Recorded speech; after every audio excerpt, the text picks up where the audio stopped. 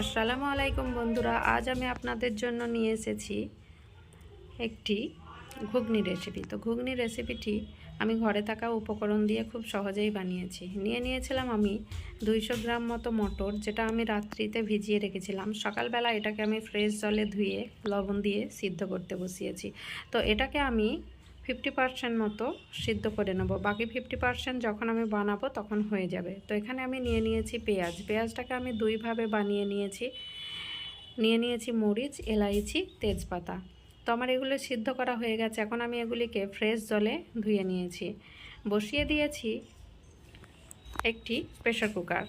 তো প্রেসার কুকারটি গরম হতেই আমি এখানে দিয়ে দিচ্ছি মাস্টার্ড অয়েল।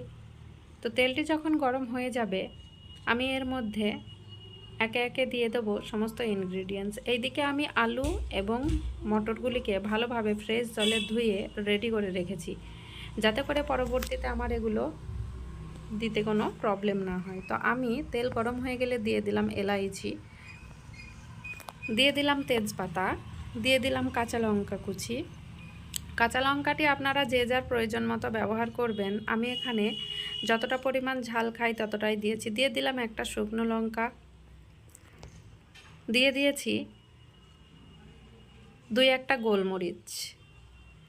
তো এটাকে আমি নেড়েচেড়ে ফ্রাই করে নেব। আমার ফ্রাই করা হয়ে গেলে এর মধ্যে দিয়ে দেব পেঁয়াজ,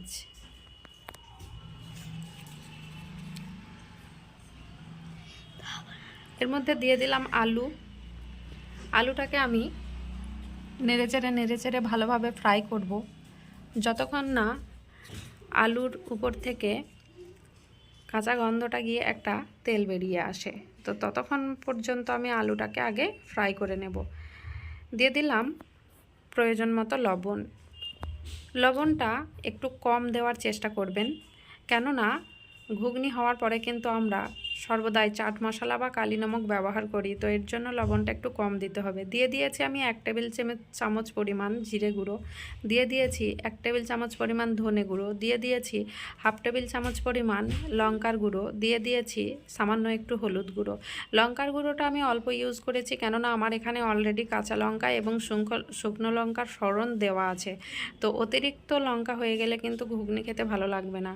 আমার ঘুগনি রেসিপিটা তৈরি হয়ে যাওয়ার পরেও কিন্তু খাবার সময় কাঁচা লঙ্কা ইউজ করব। তো তাই আমি ঝালটা পরিমাণ মতোই দিয়েছি। দিয়ে দিলাম ধুয়ে ফ্রেশ করে রাখা মটরগুলো। এবার আমি এটাকে ভালোভাবে নেড়েচেড়ে কষিয়ে নেব।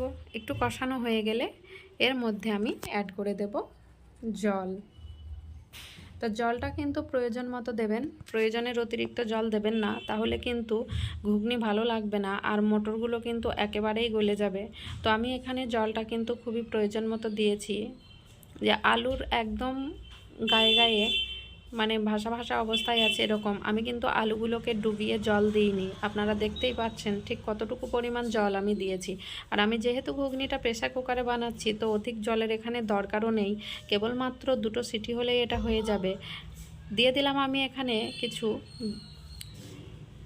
গোলমরিচের গুঁড়োটা দিলে ঘুগনির মধ্যে একটা আলাদা ঘ্রাণ আসে। এখন দেখতেই পাচ্ছেন প্রেসার কুকারে সিটি হয়ে গেল। আমি এখানে 2টো সিটি দিয়েছি, কেননা যেহেতু আমি আমার মটরগুলোকে আমি আগেই 40% মতো সিদ্ধ করে রেখেছিলাম, তো তাই এখানে 2টো সিটি যথেষ্ট। আমি এখন রেডি করে নিচ্ছি লেবু, ধনের পাতা এবং কাঁচা লঙ্কা। আমি লেবুটাকে ডেকোরেশনের জন্য একটা গোল করে কেটে নিয়েছি, বাকিগুলোকে আমি কোয়া করে রেখে দিয়েছি। নিয়ে এখন আমি বানিয়ে নিচ্ছি ফ্রেশ করে ধুয়ে রাখা ধনেপাতা। এখন আমি রেডি করে নেব 2টো কাঁচা লঙ্কাগুলিকে আমি গোল গোল করে কেটে নেব। এখন আমি ডেকোরেশনের জন্য একটা ধনে পাতা, যেটার আমি গোড়ার দিকটা কেটে ফেলে দিয়েছি, ডেকোরেশনের জন্য এটাকে আমি সুন্দরভাবে প্রিপারেশন করে রেখেছি। এরপর আমি গোলমরিচগুলোকেও সেমভাবে প্রসেসিং কেটে নিচ্ছি। তো আমি এবার আমার ঘুগনিটিকে একটি কাচের বাউলে ঢেলে ওটাকে সুন্দরভাবে সাজাবো। এখানে আমি একটা ছোট্ট কাচের বাটিতে 2 কোয়া তেঁতুল ভিজাতে দিয়েছি। মনে রাখবেন, ঘুগনিতে তেঁতুলের যে জলটা দিলে অসাধারণ একটা টেস্ট আসে। তো আমি এখানে নিয়েছি চিলি ফ্লেক্স চাট মশলা, ঘুগনিটা আমার সুন্দরভাবে দেখতেই পাচ্ছেন কত সুন্দর প্রিপারেশান হয়ে আসছে। আমার কিন্তু মটরগুলো গলে যায়নি, এটা কিন্তু খুব সুন্দরভাবে গোটা গোটাই রয়েছে এবং এটা সিদ্ধও হয়ে গেছে। তো আমি ডেকোরেশনের জন্য দিয়ে দিলাম একটা লেবু। এবার আমি ছড়িয়ে দিচ্ছি ওপরে পেঁয়াজ কুচি।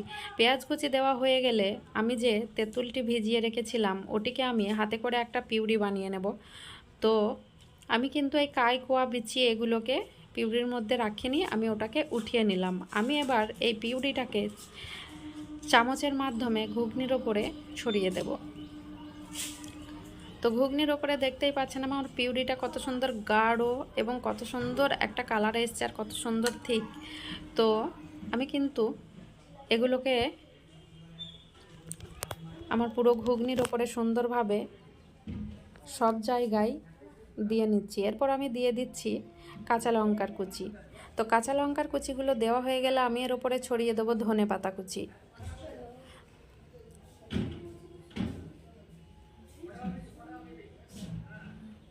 এখন কিন্তু আমি ধনেপাতাগুলিকে দিয়ে দিচ্ছি। আমার ধনেপাতাগুলিকে দেওয়া হয়ে গেলে আমি কোয়া করে রাখা লেবুগুলো সুন্দরভাবে সাজিয়ে দেব। দেখতেই পাচ্ছেন কত সুন্দর ডেকোরেশনের পর এটা কত কিউট দেখতে লাগছে এবং খেতেও যেমন সুস্বাদু। এটার জন্য কিন্তু আপনাকে তড়িঘড়ি দোকান থেকে কিছু না আনলেও চলে যাবে। আমি বাড়িতে থাকায় সমস্ত উপকরণ দিয়ে বানিয়েছি। আমি যে সমস্ত উপকরণগুলো দিয়েছি এগুলো সচরাচর প্রত্যেকটি বাঙালি বাড়িতেই সবসময়ই রেডি থাকে। তো দিয়ে দিয়েছি আমি ডেকোরেশনের জন্য একটা কাঁচা লঙ্কা। তো আমার ঘুগনির বাটিটা দেখতেই পাচ্ছেন কত সুন্দর লাগছে। এবার আমি ওপর থেকে ছড়িয়ে দেবো কিছু চাট মশলা। আমি আগেই বলেছিলাম যে লবণের পরিমাণটা আমি একটু কম দেবো, কেননা সার্ভিং টাইমে আমি কিছু চাট মশলা ইউজ করব। তা আমি সুপার মার্কেট থেকে চাট মশলাটা নিয়ে এসেছি। আপনাদের যদি ইচ্ছা হয় তো এই চাট মশলা আপনারা যে কোনো দোকানেই পেয়ে যাবেন। এটা কমসে কম ছোট বড় সব দোকানেই থাকে। তো আমার ঘুগনি কিন্তু রেডি। আমার রেসিপিটি যদি আপনাদের পছন্দ হয় একটি লাইক এবং সাবস্ক্রাইব অবশ্যই করবেন। ধন্যবাদ।